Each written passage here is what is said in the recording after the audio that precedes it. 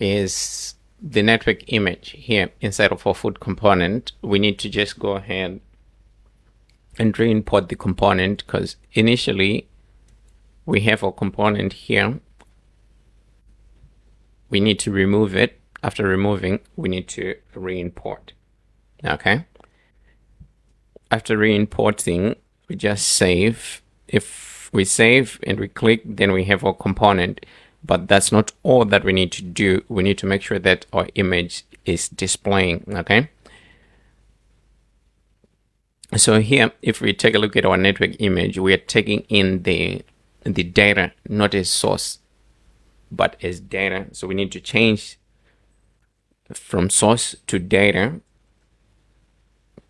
and we need to take care of this radius, okay, because the spelling is different.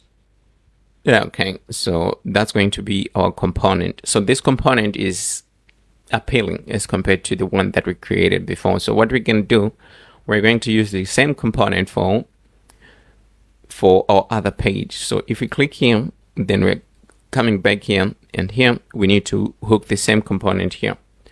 Okay, so let's go back to,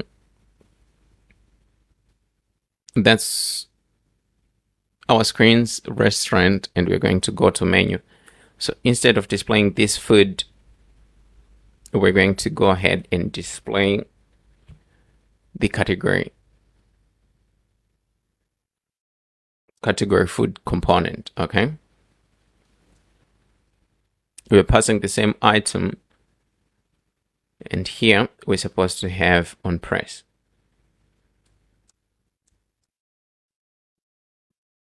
Like that, but we need to import the component first. So let's get rid of this, and then we just import our component. Let's get rid of the style since we are not styling anything. Okay, like that. So we just need to push our list to the right a little bit. So to do that, what we're going to do, we're going to have a view in here. Okay, and we have to close the view.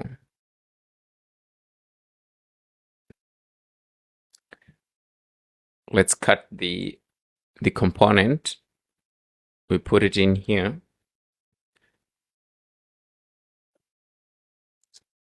So we need to add a little bit of style. So we're going to have left, give it 5, 5, 8, or 10. Let's go with 10, like that. Okay. So we're going to use the same for our new. Okay. So we're just going to copy this. We go to new, and then we're going to replace whatever we are rendering in here. And we need to import this.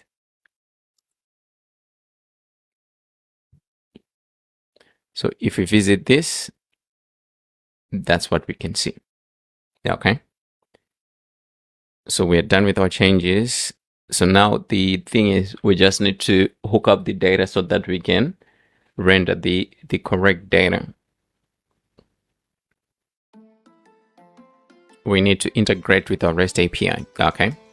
So let's go ahead and do that.